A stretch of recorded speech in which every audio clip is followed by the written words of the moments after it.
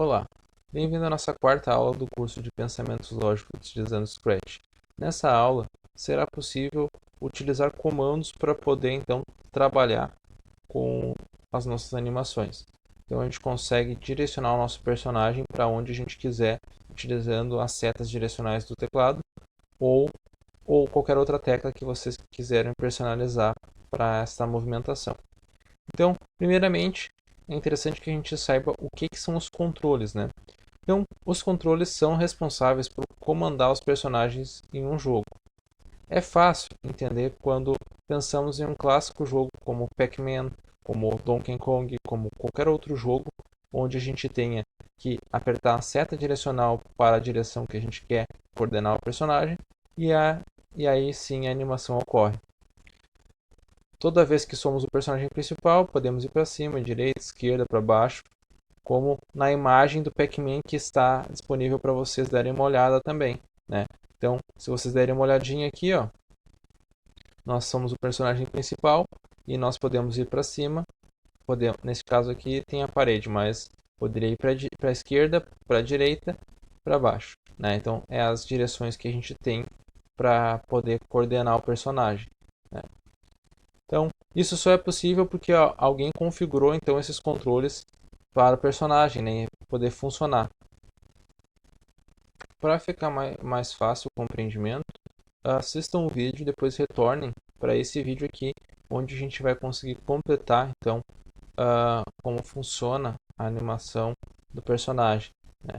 Então, no vídeo que vocês vão assistir, então o personagem ele vai caminhar para frente conforme a gente use a seta direcional para a direita, né? Então, como ele vai acontecer aqui agora? Então, ó, aperto para a seta direcional para frente, para a direita, melhor dizendo, né? E ele vai então caminhando para frente.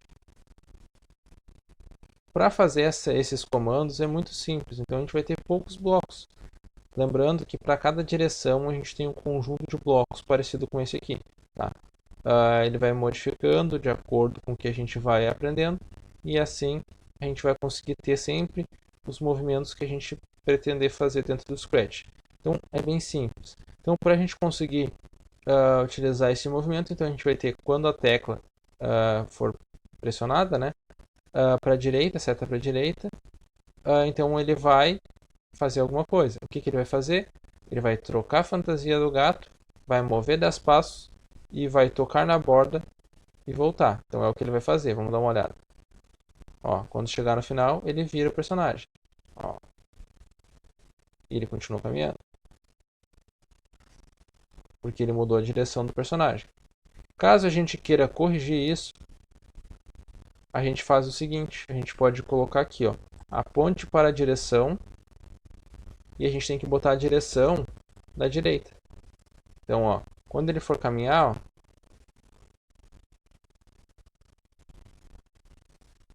ele vai sempre apontar para a direita. Então, ó, quando ele chegar no fim, ele para.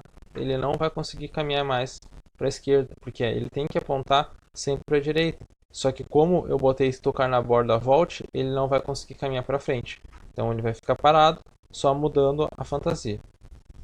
Neste caso, então, 90 graus ele indica a posição que eu quero, né, que é a direita. Caso eu queira a esquerda, vai ser menos 90. Caso eu queira para cima, seria 0.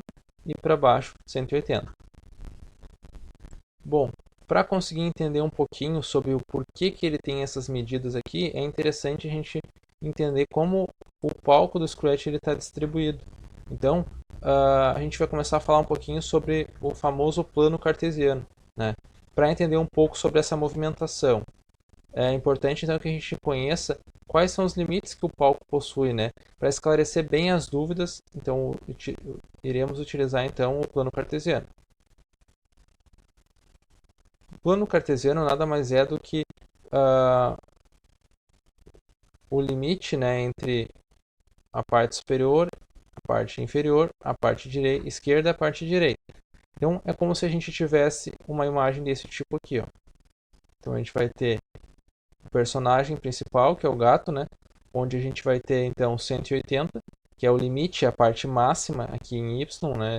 O eixo Y indica a nossa altura e o eixo X indica o nosso comprimento. Daí aqui a gente vai ter o limite mínimo menos 180. Aqui Na largura, então, no comprimento, a gente vai ter menos 240 e 240. Então, a gente vai ter a dimensão dele na parte lateral, né? Então, desta forma, a gente consegue entender mais ou menos como que o personagem consegue se movimentar. Se a gente começar a perceber um pouquinho, ó, toda vez que a gente move o cursor do mouse, ó, ele te dá uma posição em X e uma posição em Y. Ó. Se eu levantar um pouquinho, ó, ou baixar, ó, chegou no máximo que é o 180 aqui em cima. Ó. Então aqui dá para perceber que é menos 180. Agora se eu chegar lá em cima vai ser 180. Para cá vai ser 240 no X aqui na parte e aqui vai ser menos 240. Bom pessoal, então visualize o próximo vídeo para a gente poder continuar a nossa aula. E a gente nesse vídeo a gente vai ter o exemplo de uma animação de um coração, onde esse coração ele vai aparecer e ele vai sumir, né? Então eu vou abrir ele para a gente dar uma olhadinha aqui. O que que o nosso coração ele vai fazer, então?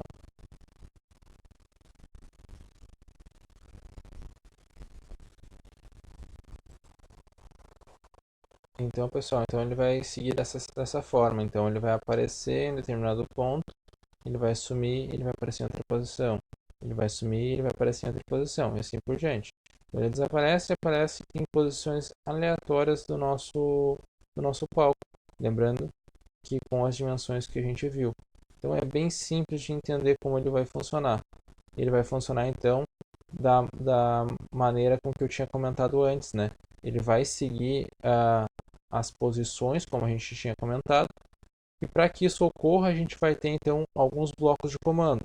Vou aumentar aqui para a gente conseguir visualizar direitinho, né?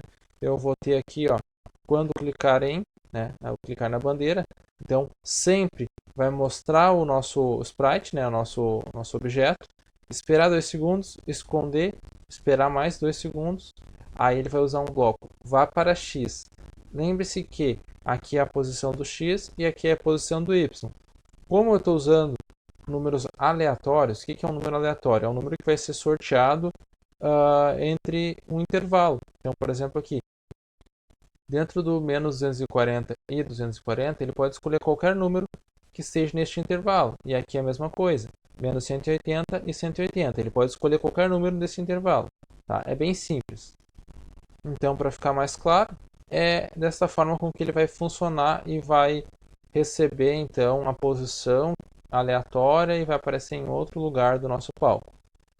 Se ficar alguma dúvida, então peço que revisem o vídeo, né?